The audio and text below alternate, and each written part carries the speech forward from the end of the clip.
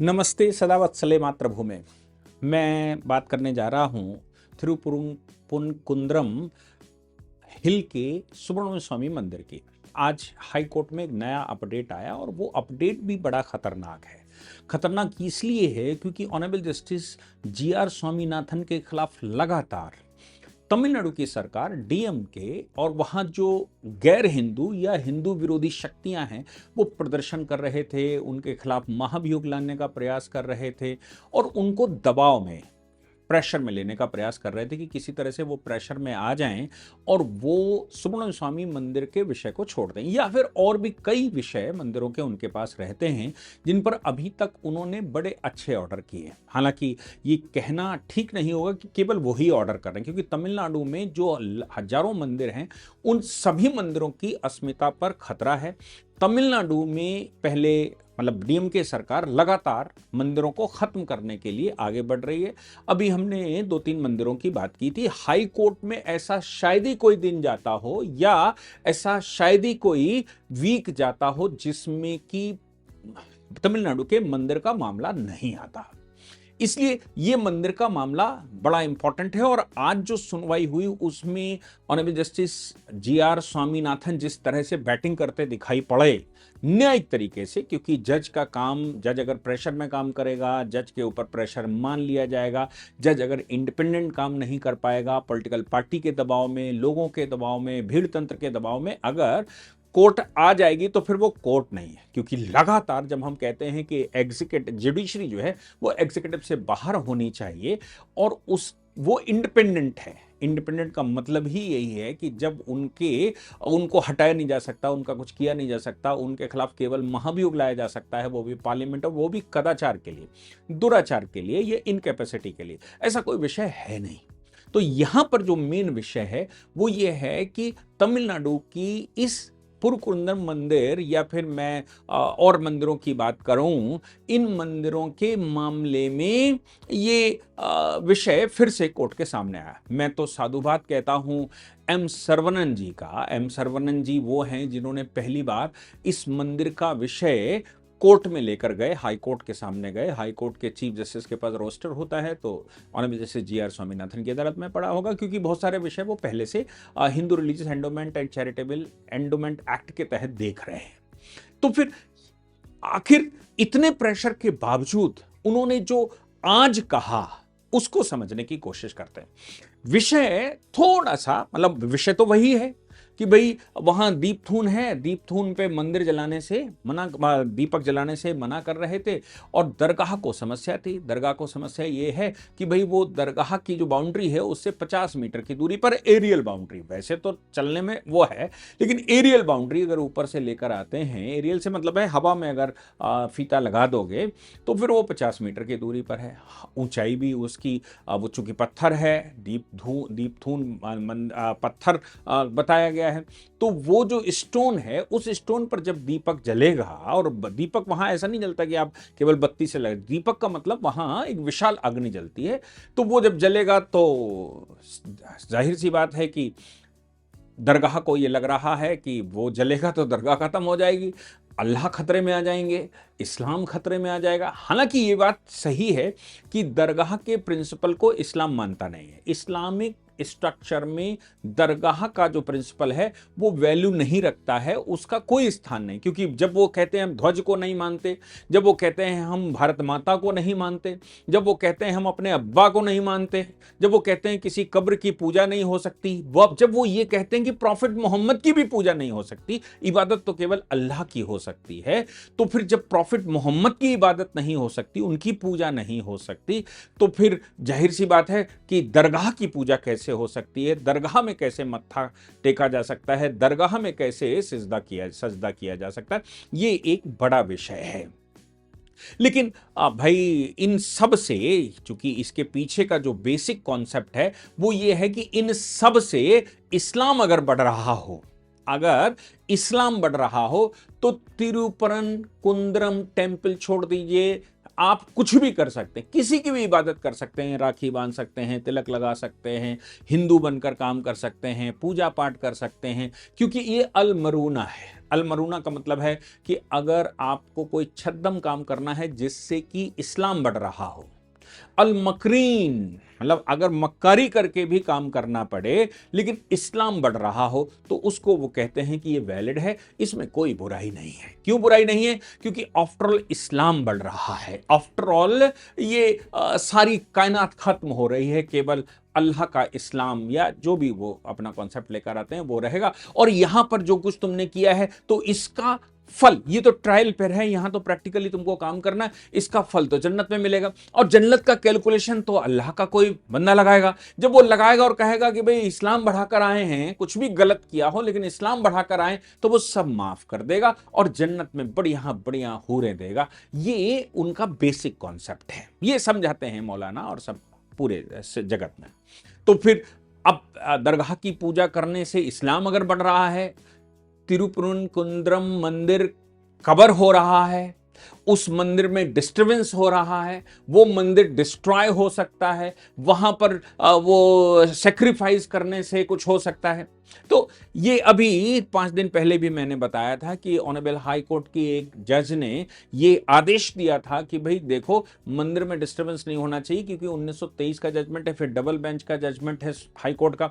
और ये प्रूव्ड है, वेल प्रूव्ड है कि वो जो तिरुपरकुंद्रम का जो हिल है वो सुब्रमण्य स्वामी मंदिर के नाम है, वो पूरी हिल उनकी है। केवल उतना पोर्शन एक्सेप्शन में रखा गया जो कि दरगाह ने कवर करके रखा था। और ये चूंकि अंग्रेजी सरकार के समय का डिसीजन है, इसलिए कुछ नहीं कहा जा सकता कि भाई वो उसका डिसीजन है। अभी भी मैं तो कहता हूं कि भाई ये दरगाह बिना, अगर रास्ता है जो पगडंडी जाती है वो अगर मंदिर की है तो ऊपर दरगाह में क्या एरियल ऊपर से उतर कर आए। अब आपने अनुमति दे दी कि भाई यहां से जाने की, पूरी तो हिल मंदिर की है लेकिन फिर भी चूंकि दरगाह ऊपर है इसलिए जाने की अनुमति है, केवल जाने की अनुमति है। और वो जो वहां पर्व मनाना चाह रहे थे उसमें भी 50 लोगों की ही अनुमति हाईकोर्ट ने अभी पीछे दी थी, एक लेडी जज ने, और ये कहा था कि 50 से ज्यादा वहां पर नहीं खड़े किए जा सकते और कोई सेक्रीफाइस नहीं होगा, कोई ढोल मजीरा नहीं होगा, कोई वहां विवाद नहीं होगा। और यहां तक कि जो सीढ़ियां हैं, सीढ़ियों पर भी कोई नहीं जाएगा, सीढ़ियों से केवल आप रास्ता इस्तेमाल कर सकते हैं, वहां खड़े नहीं होंगे। आप कहेंगे हम नीचे से ऊपर तक सीढ़ियां, इससे मंदिर की जो स्वायत्तता है वो भंग होती है। ये पीछे अभी 1 हफ्ता पहले ही हाईकोर्ट ने कहा था। अब हाईकोर्ट के सामने सर्वनन साहब फिर गए। अब सवाल ये पैदा हुआ कि सर्वनन क्यों बार बार जा रहे हैं, एम सर्वनन क्यों जा रहे हैं? भाई वहां तो हिंदू रिलीजियस एंडोमेंट एक्ट के तहत एक डिपार्टमेंट है पूरा, और मंदिर का ट्रस्ट भी होगा। मंदिर के ट्रस्ट नहीं गया, मंदिर के प्रशासन नहीं गया, सरकारी हमला ने, जो सरकारी एंडोमेंट एक्ट के तहत डिपार्टमेंट कमिश्नर बैठा हुआ है, एंडोमेंट कमिश्नर बैठा हुआ, वो नहीं गया। तो फिर ये एम सर्वनन साहब कौन है? एम सर्वनन वहां एक भक्त हैं, पुजारी हैं, पूजा करने जाते हैं, वो मंदिर को मानते हैं, उनका राइट है, क्योंकि देवता का सीधा संबंध, तमाम सारे जजमेंट ये कहते हैं देवता का सीधा संबंध उनके भक्तों से है।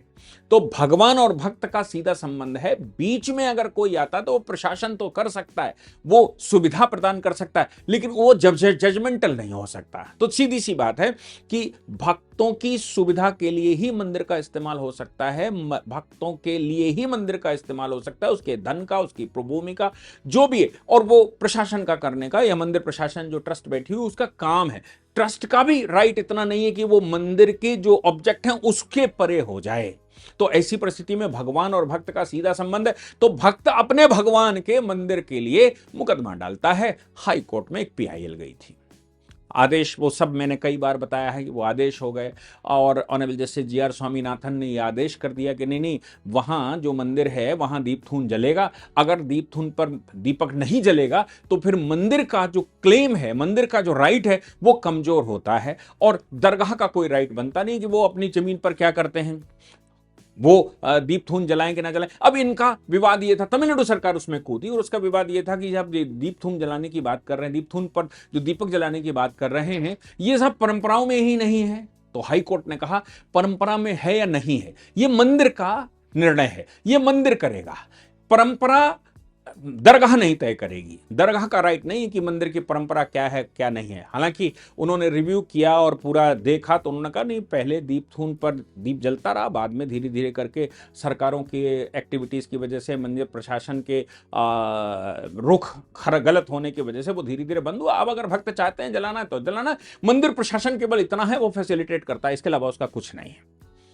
अब जब राज्य सरकार ने कहा लॉ एंड ऑर्डर बिगड़ जाएगा, मुसलमान फलाना कर देंगे, तो उन्होंने कहा भाई लॉ एंड ऑर्डर बिगड़ जाएगा तो हम तुम्हें आदेश देते हैं और हम पुलिस फोर्स इस्तेमाल करो। राज्य सरकार किस लिए? अगर राज्य सरकार लॉ एंड ऑर्डर नहीं संभाल सकती तो सरकार किस लिए? तो उन्होंने कहा साहब फिर भी हमारे पास इतनी फोर्स नहीं, तो उन्होंने कहा हम एक काम करते हैं कि सीआईएसएफ को आदेश दे देते हैं, सीआईएसएफ तुम्हारे साथ जाइए। अब राज्य सरकार ने क्या किया, इसी बीच में धारा 144 लगा दी। 144 क्यों लगा दी? क्योंकि 144 लगा दी तो भक्त भी नहीं जा पाएंगे। बोले 144 इसलिए कि लॉ एंड ऑर्डर बिगड़ जाएगा। सर्वनंद साहब फिर हाई कोर्ट पहुंचे, उन्होंने कहा साहब अब तो 144 लग गई, यानी कि अब तो हम पूजा भी नहीं कर सकते। मतलब 144 का मतलब 4 इकट्ठे नहीं हो पाएंगे, तो दीप थून के दीपक तो छोड़ दीजिए, अब तो मंदिर में जो जो महीने भर का कार्यक्रम चलता है वो भी नहीं कर पाएंगे।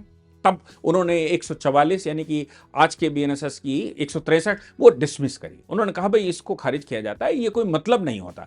राज्य सरकार का काम है लॉ एंड ऑर्डर मेंटेन करना, हाई कोर्ट के आदेश का पालन करना, और आप ये मेरे आदेश के ऊपर 144 नहीं लगा सकते। 144 भी डिसमिस कर दी। जब 144 डिसमिस कर दी तो भी राज्य सरकार की पुलिस वहां खड़ी रही और किसी को जाने नहीं दिया, दीप थून पर उन्हें दीप जलाने नहीं दिया। हाई कोर्ट का आदेश था। हाई कोर्ट में फिर सर्वनंद साहब गए, उन्होंने कहा साहब ये तो कंटेम्प्ट हो गया, और कंटेम्प्ट के साथ एक और उन्होंने नया फैक्ट जोड़ा। इसलिए मुझे ये बताना पड़ा कि नया फैक्ट जोड़ा, और नया फैक्ट ये जोड़ा कि साहब जहां दीप थून का वो जो स्टोन पिलर है उसके बगल में, उससे थोड़ी दूरी पर या उसके बगल में दरगाह ने उसी दिन, जिस दिन दीप थून जलना था, जिस दिन त्योहार मनना था, उसी दिन दरगाह का झंडा लगा दिया। और राज्य सरकार की लापरवाही से या राज्य सरकार की मिलीभगत से या अधिकारियों की मिलीभगत से या पॉलिटिकल प्रेशर, जो भी, सर्वनंद साहब ने हाई कोर्ट के सामने कहा कि साहब देखो हमें तो जलाने नहीं दिया, 144 लागू कर दिया, आपने निरस्त कर दिया, फिर भी उन्होंने जाने नहीं दिया, पुलिस वहां खड़ी रही, लॉ एंड ऑर्डर का हवाला दिया, लेकिन वहां दरगाह का झंडा लग गया। तब हाई कोर्ट ने कहा भाई दरगाह का झंडा कैसे लग सकता है, जब दरगाह का क्षेत्र ही छोटा सा है, दरगाह इनके मंदिर के एरिया में कैसे आ सकते हैं? ये तो इंक्रोचमेंट है, या फिर ये तो ट्रेसपास है, ये तो अतिचार है कि आप दूसरे की जमीन पर जबरदस्ती घुस गए। हाई कोर्ट के आदेश के बावजूद, वैसे भी आपको राइट नहीं था, फिर भी हाई कोर्ट के आदेश के बावजूद घुस गए। ऐसी परिस्थिति में हाई कोर्ट ने कंटेम्प्ट का केस लिया था। चीफ सेक्रेटरी को पिछली बार बुलाया था और कहा था इसका जवाब दो। चीफ सेक्रेटरी एक लिखा हुआ पन्ना पढ़कर लाए थे और वो उन्होंने ऑनलाइन वो पढ़ दिया। तब भी आदेश में उन्होंने कहा था कि चीफ सेक्रेटरी, हमें बड़ा दुख हुआ कि चीफ सेक्रेटरी पन्ना लिखकर लाए थे और वही उन्होंने पढ़ दिया, चीफ सेक्रेटरी से काम नहीं बन रहा। एक चीज यहां पर बड़ी महत्वपूर्ण है, वो जानना अति आवश्यक है कि आखिर अधिकारी किसकी बात माने, डिस्ट्रिक्ट मैजिस्ट्रेट और जो पुलिस कमिश्नर है वो किसकी बात माने, वो राज्य सरकार की बात माने या फिर वो हाई कोर्ट की बात माने।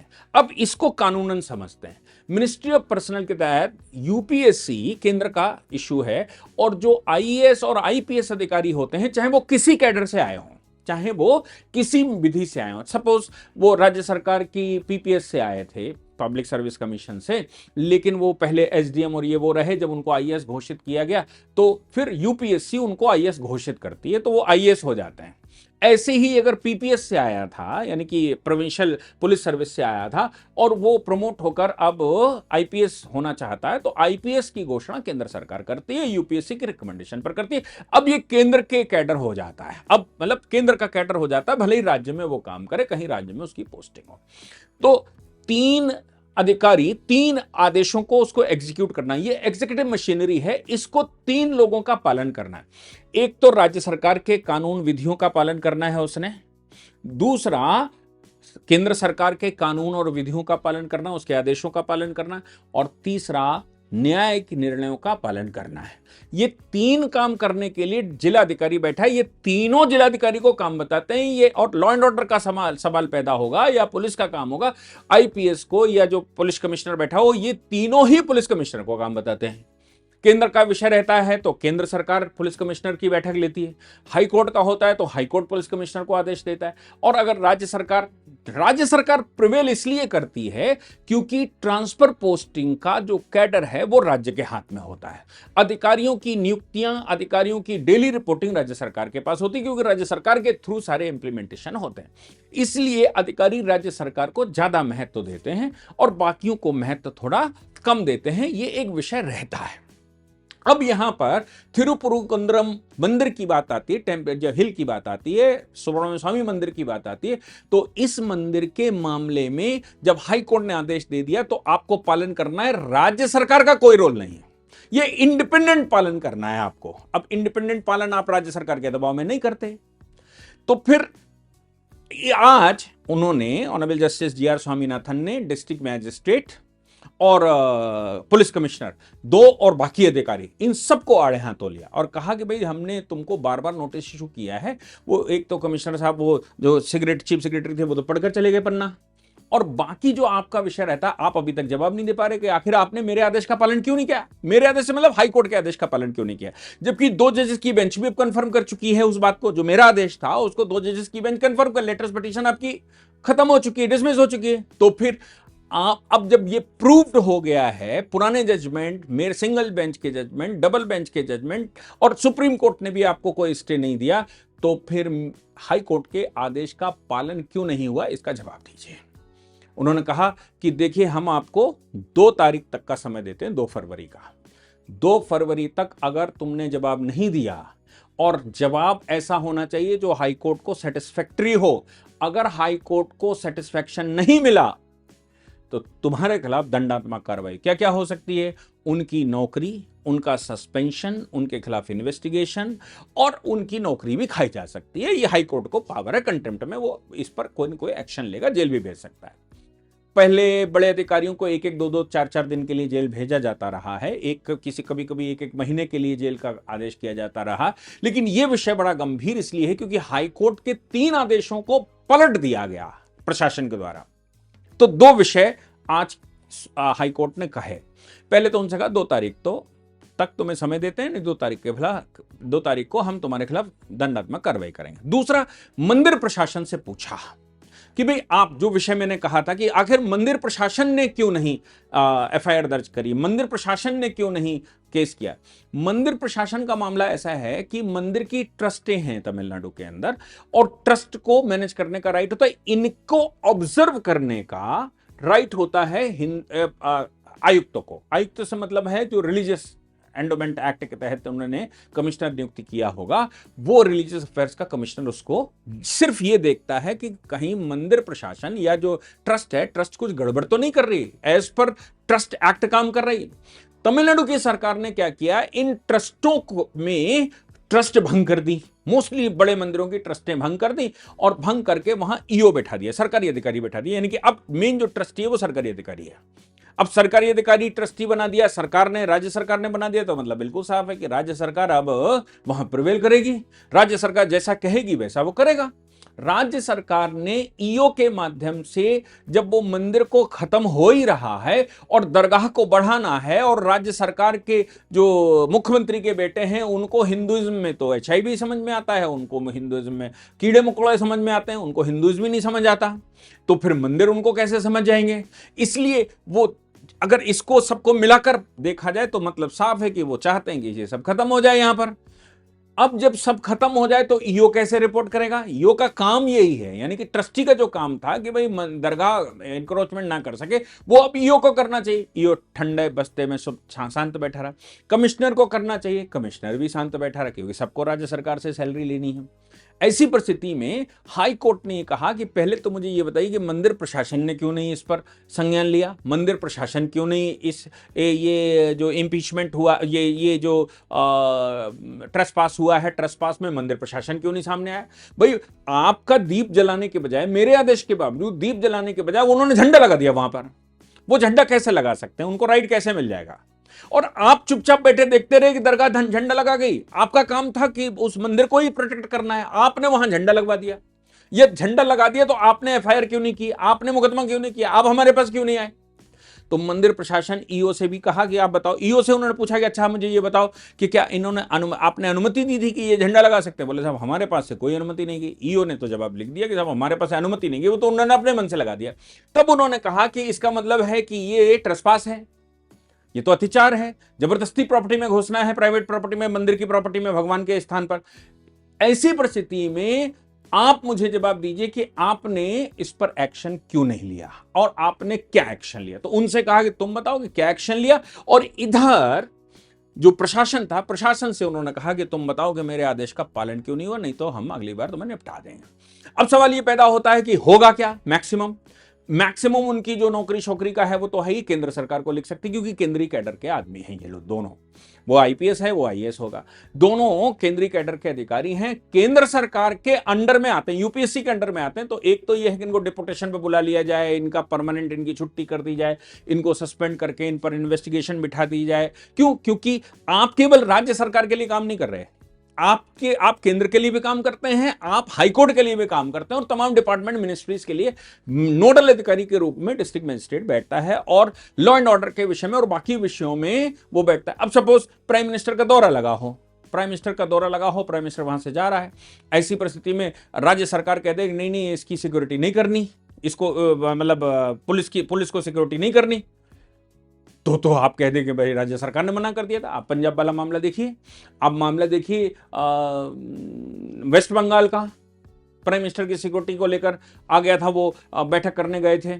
या पंजाब वाले मामले में तो प्राइम मिनिस्टर को वापस आना पड़ा था, वो गए नहीं, रैली में नहीं गए। क्यों? क्योंकि पंजाब सरकार वहां ढुलमुल थी, उनके खिलाफ, सबके खिलाफ एक्शन हो रहा है कि भाई आप प्राइम मिनिस्टर वहां पर गए, आप क्यों नहीं उनके संरक्षण में लगे, आपका काम है। तो अब ये अधिकारी फंस गए। अब या तो ये बताओ है कि तमिलनाडु सरकार का कौन सा अधिकारी, तमिलनाडु सरकार के कौन से मंत्री, तमिलनाडु सरकार के कौन से लोग जिनकी वजह से तुमने नहीं किया, और दूसरा या तो बता देते हैं तो फिर उनके खिलाफ भी कार्रवाई के लिए नोटिस हो जाएगा, उनके खिलाफ भी नया काम शुरू होगा, और हो सकता है कि केंद्रीय एजेंसी से इन्वेस्टिगेशन बिठा दिया जाए। एक तो ये, और अगर वो कहते हैं कि नहीं साहब उन्होंने, किसी ने नहीं किया था, तो फिर आप रिस्पॉन्सिबल हैं। आप रिस्पॉन्सिबल हैं तो क्या नौकरी करने लायक हो जब हाईकोर्ट का आदेश भी पालन नहीं कर सकते? तो अब ये अधिकारी बहुत बुरे फंस गए हैं, और उन्होंने 2 तारीख तक का अल्टीमेटम इनको दे ही डाला है, और ये कहा है कि अगर तुमने 2 तारीख तक सेटिस्फैक्ट्री जवाब नहीं दिया तो तुम्हारे खिलाफ हम सही से एक्शन लेंगे। मैं समझता हूं कि तमिलनाडु में ऑनरेबल जस्टिस जीआर स्वामीनाथन के ऊपर इतना प्रेशर होने के बावजूद वो कानून के दायरे में कानूनन काम कर रहे हैं, इसके लिए उनको सैल्यूट करना चाहिए। जय हिंद, जय भारत।